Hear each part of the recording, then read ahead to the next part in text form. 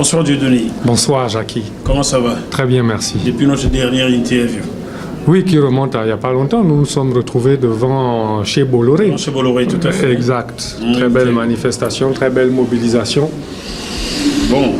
Alors, nous venons d'assister à la journée officielle de la rentrée politique de la CDG. Oui. Depuis combien de temps êtes-vous membre de cette association? Quelques semaines. Quelques semaines, début d'année, fin d'année dernière, début d'année, je n'ai pas marqué la date, bien sûr, mais quelques semaines. Il faut dire, pour ceux qui ne le connaissent pas, que Dieudonné Taïro Aperano était représentant du PDG en France avant. Donc avant les élections du 27 août 2016, il était représentant du PDG qui est le parti au pouvoir. Au pouvoir, dans le parti d'Ali Bongo, parti traditionnel. Et au lendemain de ces élections, il m'avait accordé une interview. Il avait accordé une interview à GMTV+, dans laquelle il dénonçait les dérapages, il contestait la réélection d'Ali Bongo. Exact. C'est bel et bien ça. C'est exactement Alors, ça. Et vous avez continué dans votre logique, vous venez d'adhérer à la CDG, la convention de la diaspora gabonaise depuis quelques semaines. Exact. Ça veut dire que vous n'en démordez pas. Pour vous, Ali Bongo est illégitime? Ah non, mais définitivement. Définitivement, et au regard de ce qui s'est passé depuis, je considère même que mes anciens camarades du Parti démocratique gabonais qui sont restés fidèles aussi bien à cette idéologie et aux personnages qui dirigent ce parti sont dénués de tout sens, de toute crédibilité, qu'elles soient intellectuelles, morales, psychiques, psychologiques et tout autre. Comment peut-on à ce point tolérer l'abomination? Comment peut-on à ce point être partisan d'un groupe dans lequel on soutient le mensonge, dans lequel le mensonge est devenu, comment dire, l'élémentaire quotidien? Comment peut-on à ce point soutenir quelque chose quand on s'appelle Parti démocratique gabonais? Comment peut-on... Je vous fais remarquer qu'il y a un pays qui s'appelle République démocratique de quelque chose. Oui, après, on peut mettre tous les noms qu'on veut. C'est ce qu'on fait, à mon avis, qui définit qui on est. Comment peut-on s'appeler Parti démocratique gabonais et cautionner l'hérésie démocratique qui s'est passée? Détournement du vote, répression de la manifestation qui s'est levée, la manifestation populaire, crime contre l'humanité, et pour couronner le tout, recherche éperdue d'un dialogue. Dans quelle démocratie avez-vous vu le gagnant, supposé, appeler à corps et à cri la partie adverse à venir à un dialogue? Alors, la chose est simple. Moi, je vais vous donner un petit parallèle. Moi, je vis ça, cette hérésie de dialogue, je vis ça comme un voleur qui vient dans votre maison, il trouve femme et enfants, il en fait ce qu'il veut. Je vous laisse imaginer le tableau. Quand vous rentrez... Je préfère ne pas imaginer. Quand vous rentrez, vous trouvez le méfait, vous trouvez la situation. Ce bon monsieur vous met dehors, il s'installe chez vous. Les voisins vocifèrent, la famille est contre, bien évidemment. Il est pris sous pression de l'entourage et là, il vous invite à dialoguer, à savoir comment vous allez gérer, à partager votre foyer. C'est exactement ce que nous sommes en train de vivre avec ces personnages. Alors, toute personne qui soutient cet état de fait, pour moi, est dépourvue de sens, dépourvu d'intégrité et morale et intellectuelle, dépourvu. Voilà. Donc je ne pouvais pas décemment continuer au parti. Dieudonné Aperano, d'aucuns vous reprochent ou bien vous accusent d'avoir quitté le Parti démocratique gabonais, tout simplement parce que le budget alloué à la section France pour ces élections présidentielles, vous ne l'avez pas reçu. Qu'est-ce que vous répondez à ceux qui pensent cela, qui disent cela de vous? Oh, vous savez, c'est une affaire d'argent. Voilà. Je n'avais pas encore reçu cette version d'accusation, mais bon, je la conçois parfaitement parmi les hérésies dont ces gens sont capables. Bon, les gens qui me connaissent savent très bien que cet argent, est-ce que j'ai besoin de rentrer dans les détails? Cet argent, je l'ai vu. J'ai participé à la commission qui en a décidé les affectations, donc ça ne peut pas être la cause de mon départ. Voilà, j'ai été consulté. Bien évidemment, c'est vrai que cet argent, je ne l'ai pas reçu comme il était prévu au départ, mais j'ai participé et j'ai donné les directives aux directions que cet argent devait prendre. Voilà. Donc, c'est encore une affabulation, mais ça ne me surprend pas. Depuis votre départ du PDG, y a-t-il eu une tentative de la part du parti au pouvoir pour vous récupérer, pour trouver un terrain d'entente avec vous afin que vous reveniez au Bercail? Elles ont été tellement discrètes que je préfère dire non. Ils ont bien senti ma détermination, ils savent que je suis quelqu'un d'intègre, de déterminé, de définitif.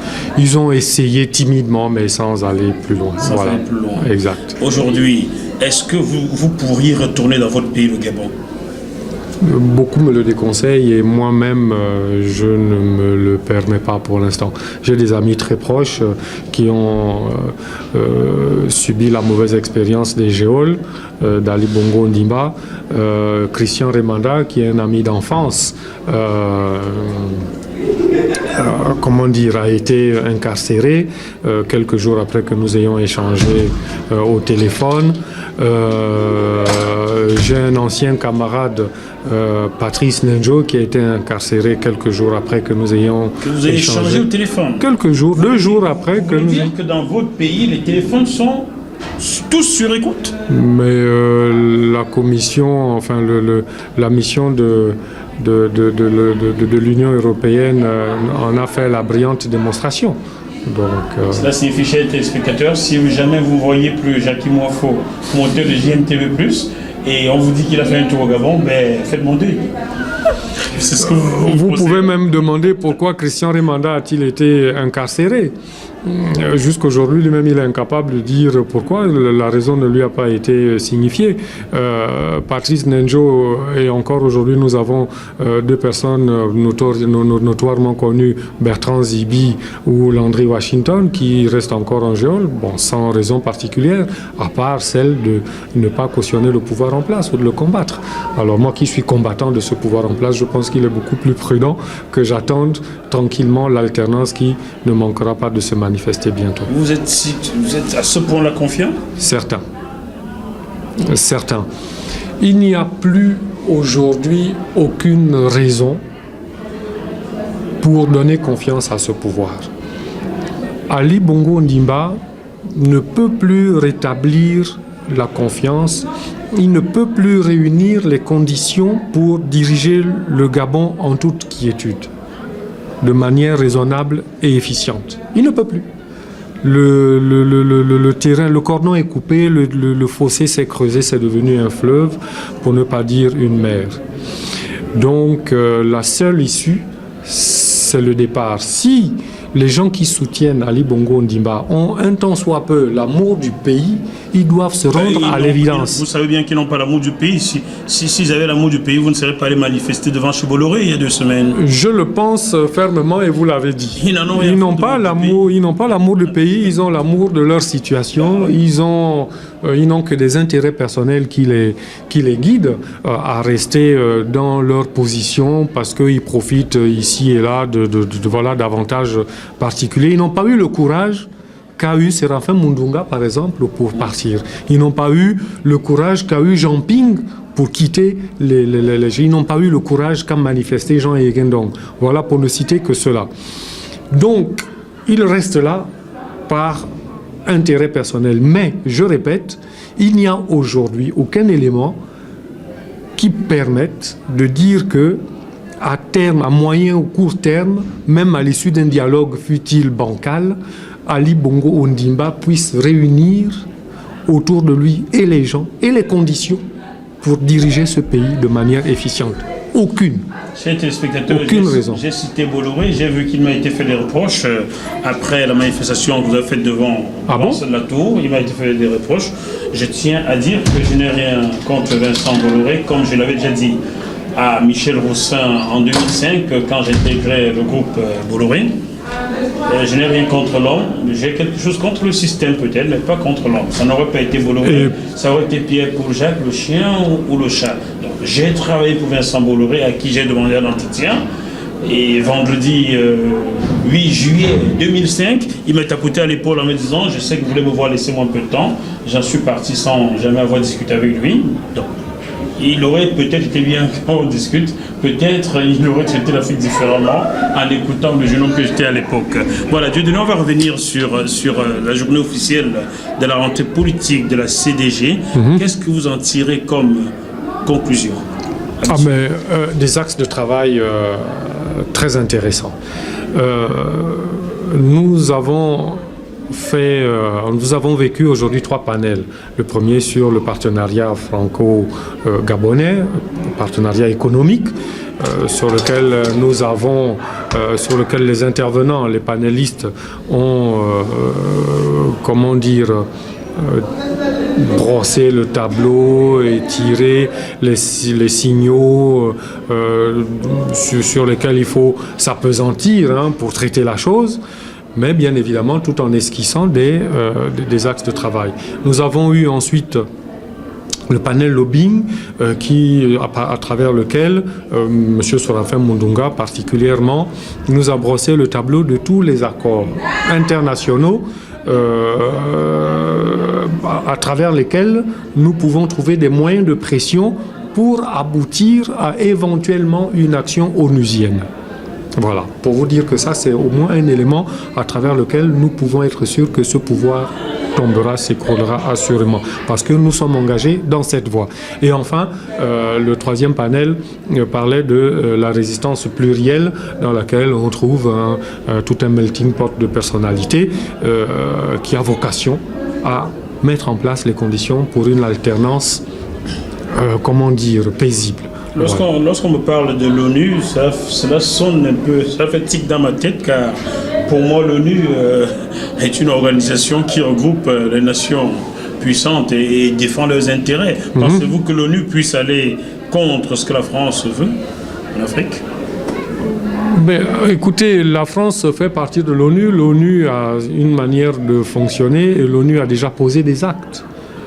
Au Gabon, au Congo, en Centrafrique et même en Côte d'Ivoire.